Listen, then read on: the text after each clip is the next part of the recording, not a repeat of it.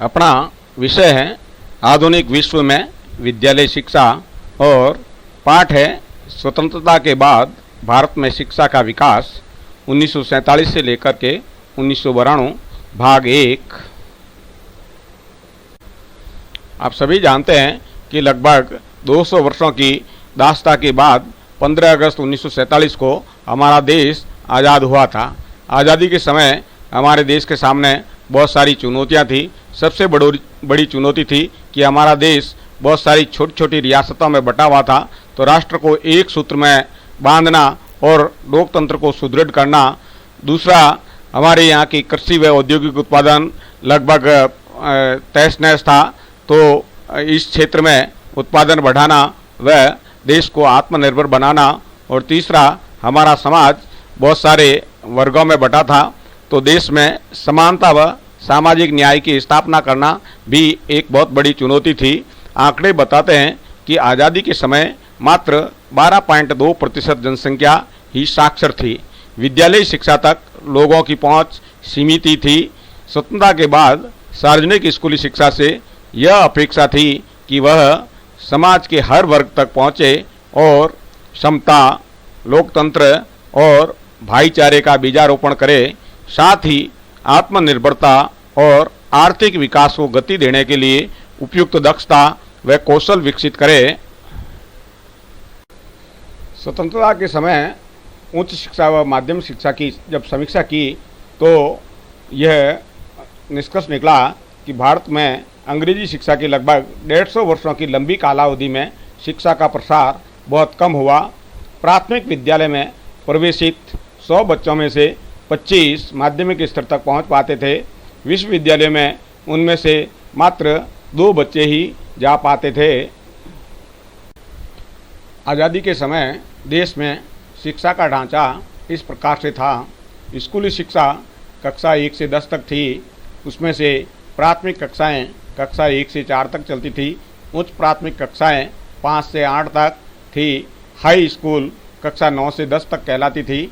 इसके बाद matriculation certificate परीक्षा होती थी।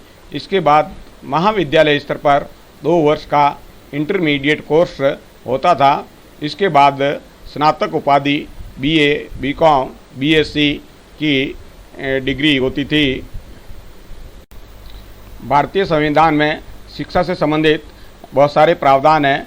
निम्न बिंदुओं पर संविधान में बहुत कुछ लिखा है, जैसे शिक्षा का दायित्व किसका होगा, केंद्र सरकार या राज्य सरकार या दोनों का, अल्पसंख्यक समुदाय के सांस्कृतिक अधिकार क्या क्या होंगे, बहुभाषी देश में शिक्षा का माध्यम क्या होगा, राजकाज किस भाषा में चलेगा, अनिवार्य एवं निःशुल्क शिक्षा के क्या प्रावधान रहेंगे, राज्य सूची, केंद्र सूची या समवर्ती सूची में कौन कौन से विषय होंगे, धार्मिक स्वतंत्रता बनाम धार्मिक शिक्षा में संविधान के अनुच्छेद 3 मूल अधिकार जिसमें संस्कृति व शिक्षा संबंधी अधिकार हैं, और अनुच्छेद 30 में धर्म व भाषा आधारित अल्पसंख्यकों को शिक्षा संस्थाओं की स्थापना व प्रशासनिक अधिकार हैं।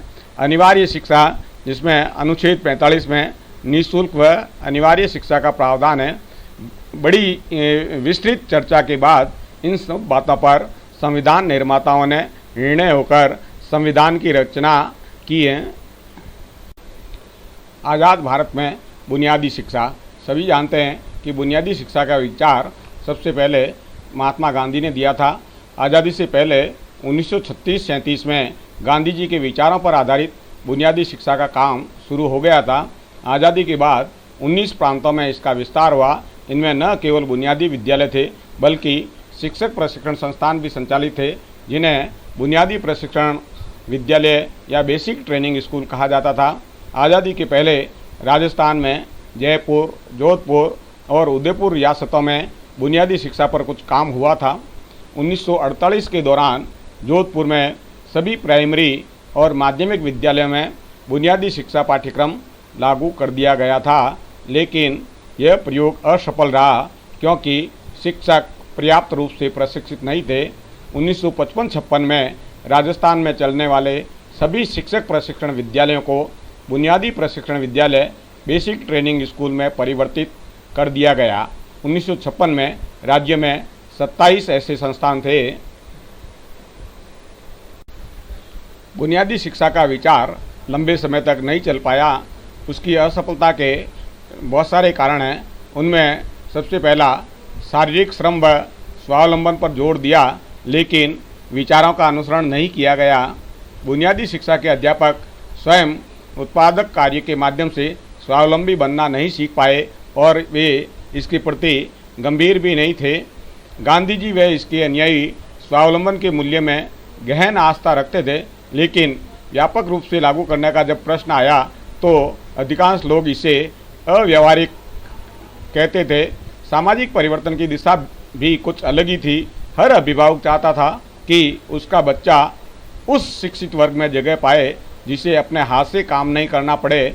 बुनियादी प्रशिक्षण विद्यालयों से प्रशिक्षित शिक्षकों को शिक्षा विभाग द्वारा उनके अनुकूल बदलाव लागू करने के स्थान पर उन्हें नियमित सरकारी विद्यालय में पढ़ाने भेज दिया जाता था। अक्सर उन्हें कनिष्ठ पदों पर तैनात किया गया। वरिष्ठ पदों पर नियुक्त शिक्षक पुरानी शिक्षा पद्धति के हिमायती थे। बुनियादी शिक्षक बदलाव लाने में नाकाम रहे। मातृभाषा पर जोर व अंग्रेजी का अस्वीकार भी एक बड़ा मसला रहा। बुनियादी विद्यालयों में अंग्रेजी भाषा को जो मान्यता नहीं थी, राजकाज व अन्य संस्थानों में अंग्रेजी को अन्य भाषा से अधिक तवज्जो दी जा रही थी। बुनियादी स्कूलों के छात्रों को प्रशासनिक व आधुनिक नौकरियों के लिए अनुपयुक्त मान लिया गया। आज़ादी के बाद सबसे पहला शिक्षा से संबंधित आयोग था विश्वविद्यालय आयोग या उच्च शिक्षा आयोग 1948। आज़ादी के समय भारत में कुल 19 विश्वविद्यालय, 297 कला व विज्ञान महाविद्यालय, 199 इंटर महाविद्यालय, 140 व्यावसायिक व तकनीकी महाविद्यालय थे। उस समय उच्च शिक्षा में लगभग 2.5 लाख विद्यार्थी थे। आज़ादी के बाद सामाजिक और आर्थिक विकास तथा वैज्ञानिक व तकनीकी ज्ञान में कुशल व्यक्तियों को तैयार करने व भारतीय संस्कृति को फैलाना व मजबूत करने के उद्देश्य को ध्यान में रखते हुए 1948 में डॉक्टर सर्वपल्ली राधाकृष्णन की अध्यक्षता में विश्वविद्यालय आयोग का गठन किया गया, जिसने 1949 में अपना प्रतिवेदन प्रस्तुत किया। आयोग की महत्वपूर्ण सिफारिशें थी। सबसे पहले इंटरमीडिएट परीक्षा को विद्यालय शिक्षा में शामिल करना। दूसरा, विद्यालय शिक्षा 12 वर्ष तथा उसके बाद 3 वर्ष की स्नातक शिक्षा हो। तीसरा, महाविद्यालय स्तर पर प्रथम वर्ष में सामाजिक सरोकारों से परिचय कराना जो नागरिक के रूप में तैयार करने में सहायक हो। इसके बाद विशिष्ट विषय में दक्ष होने की शिक्षा प्रदान की जाए। चौथा, विश्वविद्यालयों में मौलिक अनुसंधान हो ताकि उसका प्रभाव शिक्षण पर पड़े। पांचवा, विज्ञान शिक्षकों को पर्याप्त वेतन व अनुसंधान सुविधाएं आदि देने की सिफारिशें की। छठा, केंद्र सरकार को विश्वविद्यालयों के विकास के लिए राशि आवंटित करनी चाहिए। और सातवां, एक केंद्रीय विश्वविद्यालय अनुदान आयोग की स्थापित किया जाए। और आठवां, ग्रामीण विकास हेतु ग्रामीण विश्वविद्यालयों की स्थापना का सुझाव दिया। उसके बाद शिक्षा के क्षेत्र में दूसरा आयोग गठित किया गया है, वो था माध्यमिक शिक्षा आयोग 1952-53। Doctor A.L. मोदालियर की अध्यक्षता में बने इस आयोग को मोदालियर आयोग भी कहते हैं। आयोग गठन के मुख्य उद्देश्य थे माध्यमिक शिक्षा के सभी पहलुओं पर गौर करने तथा निम्न बिंदुओं पर सुझाव देने के लिए। एक, शिक्षा के उद्देश्य, ढांचा और विषय वस्तु किस प्रकार की हो। दूसरा, प्राथमिक, माध्यमिक और उच्च शिक्षा का आपसी रिश्ता किस प्रकार से हो। और तीसरा, विविध प्रकार के माध्यमिक विद्यालयों के बीच अंतर संबंध कैसा हो। शिक्षा की प्रकृति और उद्देश्य आयोग के अनुसार वर्तमान माध्यमिक शिक्षा यांत्रिक व किताबी है। इससे जीवन में अनुशासन, सहयोग व नेतृत्व के गुण विकसित नहीं होते हैं। यह शिक्षा परीक्षा अभिमुखी व विश्वविद्यालय में प्रवेश हेतु है और वास्तविक जीवन यानी कृषि, कारीगरी, उद्योग व वाणिज्य के लिए इसमें कोई स्थान नहीं है। आयोग ने स्कूली शिक्षा के उद्देश्यों के 4 महत्वपूर्ण क्षेत्र निरूपित किए हैं। एक, लोकतंत्र के लिए विवेकशील मानसिकता वाले नागरिकों को तैयार करना। 2, उत्पादक काम के प्रति निष्ठावान और कार्यकुशल नागरिकों को तैयार करना।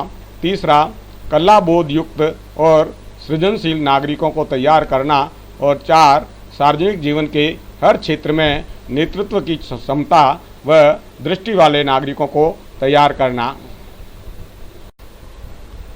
माध्यमिक शिक्षा आयोग ने जब अपनी सिफारिशें दी तो उसमें जो नया ढांचा प्रस्तुत किया उसमें सबसे पहले कि माध्यमिक शिक्षा केंद्र का भी विषय हो, सिर्फ राज्य सरकारें ही इनको संचालित नहीं करें। 14 वर्ष तक के बच्चों को निःशुल्क व अनिवार्य शिक्षा सुनिश्चित करने के लिए राष्ट्रीय नीति बनाने की बात कही। तीसरा, इंटरमीडिएट स्तर को खत्म करने की सिफारिश की। चौथा, आयोग के अनुसार 4 या 5 वर्ष की प्राथमिक शिक्षा जूनियर बेसिक के बाद 3 वर्ष का मिडल सीनियर बेसिक स्तर हो। इसके बाद 4 वर्ष का उच्च माध्यमिक स्तर की शिक्षा हो। इसके बाद विश्वविद्यालय के स्नातक स्तर को 3 वर्ष का करने का सुझाव दिया। आयोग का यह भी सुझाव था कि सभी स्तरों पर पाठ्यचर्या के बीच आपसी जुड़ाव हो। माध्यमिक विद्यालयों में कृषि शिक्षा के संबंध में भी आयोग का सुझाव था कि राज्यों में कृषि शिक्षा का प्रसार करना चाहिए तथा विद्यालयों में कृषि शिक्षा को में व्यावहारिक व प्रायोगिक शिक्षा को महत्व देना चाहिए। तकनीकी शिक्षा के मामले में आयोग ने कहा है कि तकनीकी शिक्षा पर भी जोर दें, क्योंकि राष्ट्र की समृद्धि केवल खनिज और प्राकृतिक संसाधनों के जरिए ही नहीं बल्कि दक्ष व तकनीकी कुशल मानवीय संसाधनों की भी आवश्यकता होती है। 1964-66 में राष्ट्रीय शिक्षा आयोग या कोठारी आयोग का गठन किया गया है। डॉक्टर DS कोठारी इसके अध्यक्ष थे और 1964 में इसका गठन किया गया है। इस राष्ट्रीय शिक्षा आयोग या कोठारी आयोग के उद्देश्य थे शिक्षा के राष्ट्रीय प्रारूप तथा प्राथमिक से लेकर स्नातकोत्तर स्तर तक की शिक्षा के विकास की नीतियों पर सुझाव देना। कोठारी कमीशन रिपोर्ट की जो खास बातें थी उसमें ये पहला, राष्ट्रीय विकास में समस्याएं जो थी खाद्यान्न में आत्मनिर्भरता, गरीबी, बेरोजगारी, सामाजिक और राष्ट्रीय एकता, वर्ग ध्रुवीकरण आदि को शिक्षा से जोड़ना। दूसरा, जीवन और ज़रूरतों से जुड़ाव अर्थात शिक्षा को जिंदगी ज़रूरतों व आकांक्षाओं से जोड़ना। तीसरा, शिक्षा और उत्पादकता में संबंध, विज्ञान और वैज्ञानिक मानसिकता को शिक्षा का प्रमुख अंग बनाना, कार्यानुभव को सामान्य शिक्षा का अभिन्न अंग बनाना। तीसरा, सेकेंडरी स्तर पर व्यावसायिक शिक्षा हो ताकि कृषि, उद्योग और व्यापार की ज़रूरतों को पूरा कर सके। चौथा, विश्वविद्यालय स्तर पर वैज्ञानिक और तकनीकी शिक्षा तथा अनुसंधान में सुधार हो। चौथा जो रिपोर्ट थी, शिक्षा बदलाव का उपकरण है, जैसे कृषि का आधुनिकीकरण व औद्योगिकरण के जरिए भौतिक संसाधनों का विकास किया जा सकता है। और दूसरा, उचित ढंग से संचालित शिक्षा कार्यक्रम द्वारा मानव संसाधनों का विकास किया जा सकता है। कोठारी कमीशन रिपोर्ट की अन्य बातों में अगला है सामान्य विद्यालय या कॉमन स्कूल प्रणाली, जिसमें शिक्षा व्यवस्था में जाति, धर्म, वर्ग, संप्रदाय, आर्थिक व सामाजिक स्तर के अनुसार भेदभाव नहीं हो। अगला, उन्होंने जो शिक्षा का माध्यम के लिए त्रिभाषा सूत्र का दिया है, जिसमें प्राथमिक स्तर पर शिक्षा केवल मातृभाषा में होगी। आगे की कक्षाओं में क्रमशः हिंदी और अंग्रेजी शिक्षा का माध्यम होगी और कोई एक अन्य आधुनिक भारतीय भाषा हो सकती है। कोठारी शिक्षा आयोग ने शिक्षा के ढांचे पर निम्न सुझाव दिए। 1 से 3 वर्ष तक पूर्व प्राथमिक शिक्षा दी जाए। 6 वर्ष पूरे होने पर ही पहली कक्षा में नामांकन किया जाए। पहली सार्वजनिक परीक्षा 10 वर्ष की विद्यालयी शिक्षा पूरी करने के बाद ही हो। विषय विभाजन कक्षा 9 की बजाय कक्षा 10 के बाद हो। उच्च शिक्षा में 3 या उससे अधिक वर्ष का स्नातक पाठ्यक्रम हो और उसके बाद विविध अवधि के पाठ्यक्रम हो। माध्यमिक विद्यालय 2 प्रकार के हों, उच्च विद्यालय हाई स्कूल जहां कक्षा 10 तक शिक्षा दी जाएगी और उच्चतर माध्यमिक विद्यालय जहां कक्षा 11वीं और 12वीं की शिक्षा दी जाएगी। कोठारी कमीशन की रिपोर्ट में शिक्षकों के बारे में निम्न बातें कही हैं। शिक्षक की सामाजिक, आर्थिक और व्यावसायिक हैसियत सुधारने की सिफारिश की है। प्रत्येक 5 वर्ष में वेतनमान की समीक्षा करने का सुझाव भी दिया। शिक्षक कल्याण के लिए वित्तीय प्रावधान करने और सेवानिवृत्ति की अवधि 60 से बढ़ाकर 65 वर्ष करने का सुझाव दिया। शिक्षकों का वेतनमान उनकी योग्यता के अनुरूप होना चाहिए और यह निजी व सरकारी संस्थानों में एक समान होना चाहिए। महिला शिक्षिकाओं की संख्या बढ़ाई जाए। ग्रामीण क्षेत्रों में कार्यरत शिक्षिकाओं के लिए आवास सुविधा व अतिरिक्त भत्ते प्रदान किए जाए। जनजातीय क्षेत्रों में काम कर रहे शिक्षकों को भी अतिरिक्त भत्ते और आवास सुविधाएं दी जानी चाहिए। ऐसे शिक्षकों को विशेष प्रशिक्षण भी दिया जाए। शिक्षक संघों को केंद्र और राज्य सरकारें मान्यता प्रदान करें और शिक्षकों को दिए जाने वाले राष्ट्रीय पुरस्कारों की संख्या बढ़ाई जाए। शिक्षक प्रशिक्षण पर कोठारी कमीशन ने पाया कि शिक्षक शिक्षा अपने संकुचित दायरों में कार्य कर रही है। यहाँ उच्च शिक्षा, विद्यालय शिक्षा तथा पूर्व प्राथमिक शिक्षा में आपसी समन्वय का अभाव है। इस कारण अकादमिक दुनिया में आ रहे बदलावों और बदलती ज़रूरतों से अनभिज्ञ रहे हैं। आयोग का मानना था कि शिक्षक शिक्षा संस्थान आसपास के विद्यालयों के मार्गदर्शन के रूप में कार्य करें। आयोग की सिफारिशें थी शिक्षा को शिक्षा शास्त्र से अलग अकादमिक विषय माना जाए। विश्वविद्यालय में इस विषय के स्नातक व स्नातकोत्तर पाठ्यक्रम शुरू हो।